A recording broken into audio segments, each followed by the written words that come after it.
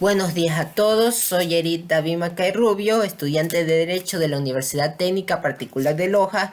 El día de hoy vamos con la segunda parte de este proyecto de vinculación.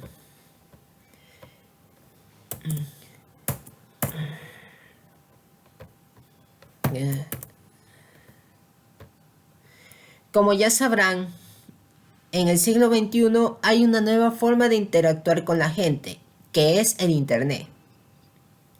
Con esta nueva herramienta nos podemos comunicar, pero también nos encontramos ante nuevas amenazas, por las cuales son necesarias nuevas leyes. El derecho, como ya se sabe, evoluciona y por ello se genera con esto un nuevo campo de derecho para poder garantizar la seguridad de las personas, entre otras cosas. En el Ecuador tenemos que los derechos que existen respecto al uso de Internet estarían estipulados en el artículo 39 del Código Orgánico de la Economía Social de los Conocimientos, Creatividad e Innovación, donde se habla del acceso universal, libre y seguro al conocimiento en entornos digitales.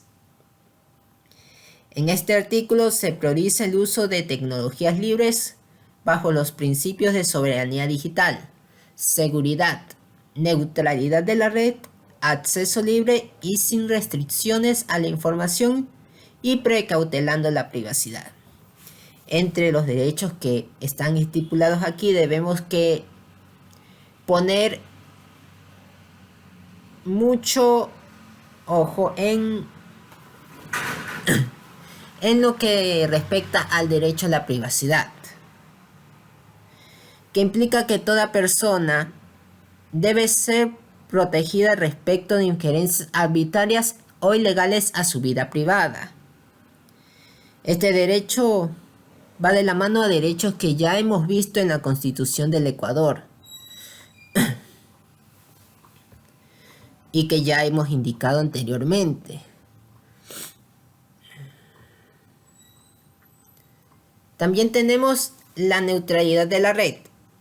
Este principio implica que los proveedores de Internet, tales como Claro, Tuenti, CNT y otros, no deben interferir en qué páginas web se pueden ver en la computadora de una persona.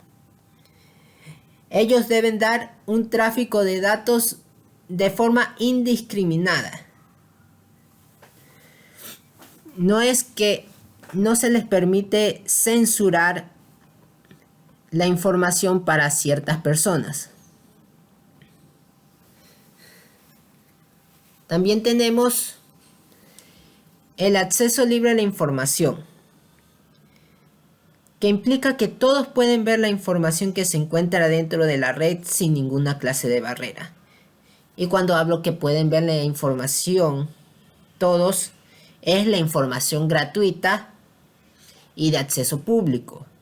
No es como si se pudiera ver la información personal de una persona.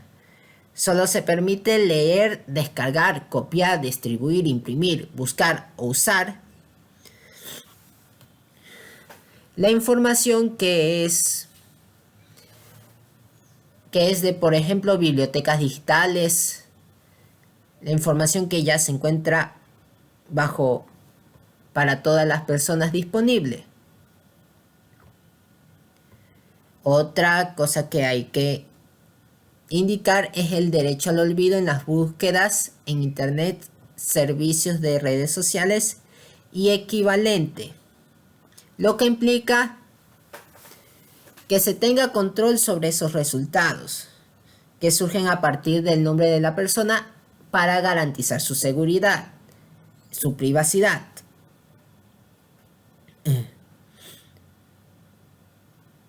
No debe existir dentro del motor de búsquedas, como es el caso de Google, que es el que mayormente se utiliza en el Internet, información personal, información que no se encuentre destinada al uso público. No debe existir esa clase de información dentro de una página como Google.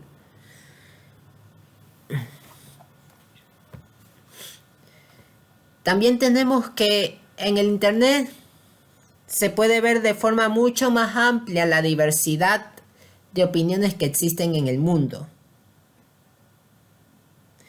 Esto no sucedía en casos como la televisión, la radio, la Internet, en donde solo se veía la opinión de un cúmulo de personas, sean estos periodistas o los políticos. El derecho a la libertad de expresión, que ya existía, implica el derecho a emitir, recibir opiniones y toda clase de información sin controles previos, sea en este caso del proveedor del Internet o del Estado. Un derecho que ya existía antes con los viejos medios de comunicación ahora se amplía. Ahora se puede dar de mejor manera este derecho y se lo garantiza. Ahora,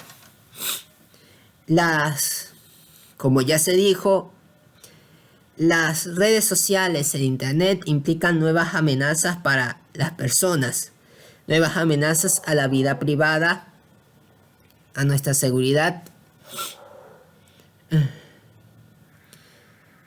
Pues el Internet es de muchas formas un sitio desconocido.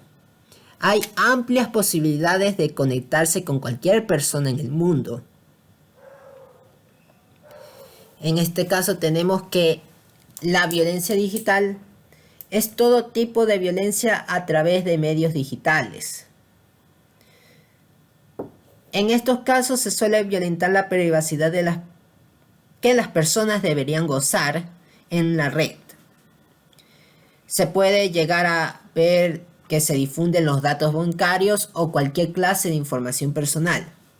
En el caso de lo que vamos a tratar, que es la violencia sexual, tenemos que existen casos donde se hostiga a las personas violentando su intimidad, es decir, difundiendo fotos o imágenes que pueden afectar su honra y otras afectaciones que pueden producir daños psicológicos y emocionales.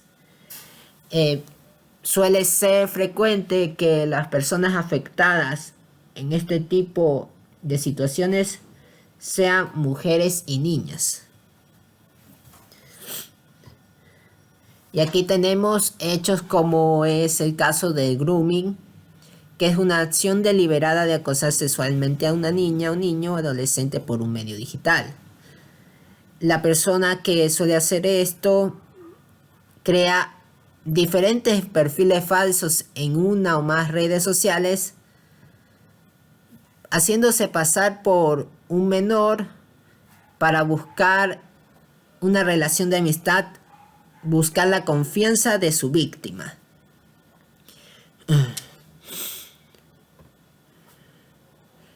Y aquí tenemos también lo que es el sexting, un comportamiento que lleva a que sean más vulnerables a algunos de estos delitos.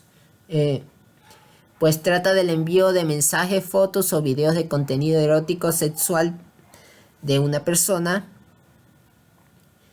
y que llega a implicar otros delitos, llega a implicar delitos como extorsiones, estafas, así como la difusión del material privado, violentando la privacidad de una persona. Igualmente puede existir el caso en donde el bullying se empeore, pues puede agravarse con esta información privada al afectar la honra de una persona. Ahora, ¿qué hace el Estado para impedir, prevenir esto? Para prevenirlo, no mucho. Existe la normativa generada para combatir la violencia sexual digital, la violencia sexual únicamente, sea digital o de entorno físico, con la Ley Orgánica Integral para prevenir y erradicar la violencia contra las mujeres. Es, por ejemplo, tenemos que existe la ley, pero tenemos el caso del 2020 donde para la implementación de la prevención de esta norma se redujo de 5 millones a 876 mil el presupuesto, un 87% menos para el presupuesto de ley de erradicación de la violencia. También tenemos el caso en que mujeres y víctimas de violencia han denunciado fallos y deficiencias en la forma como las instituciones, tanto la justicia como otras instituciones,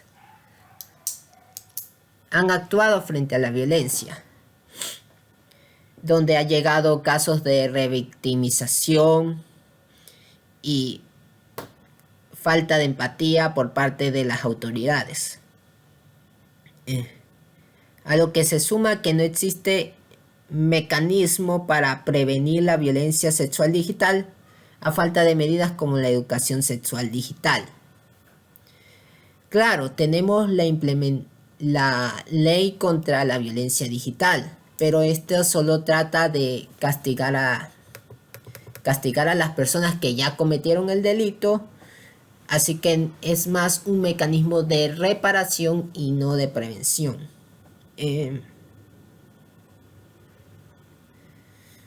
Así como también tenemos que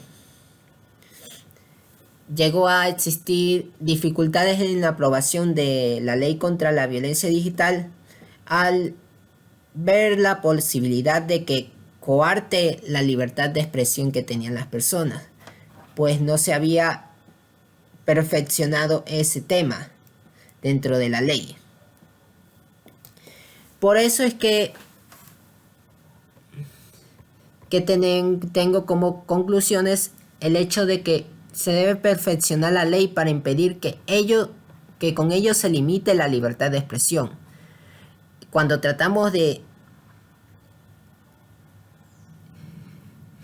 temas como castigar estos delitos,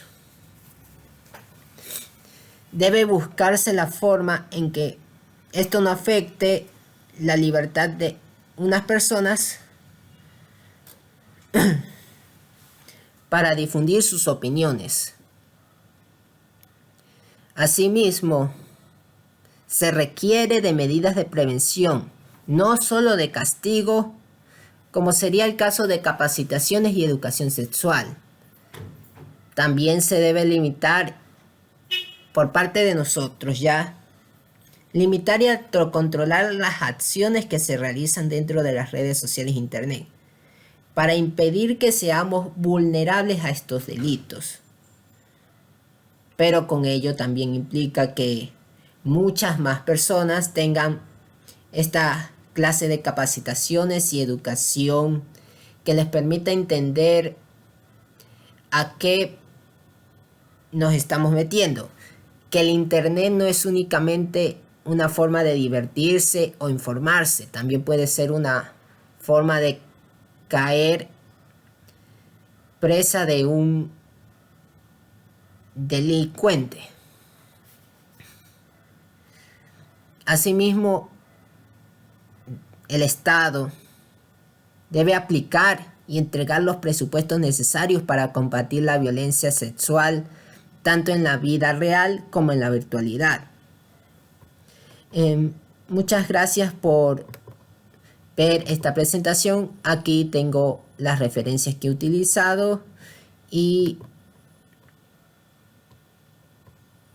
muchas gracias.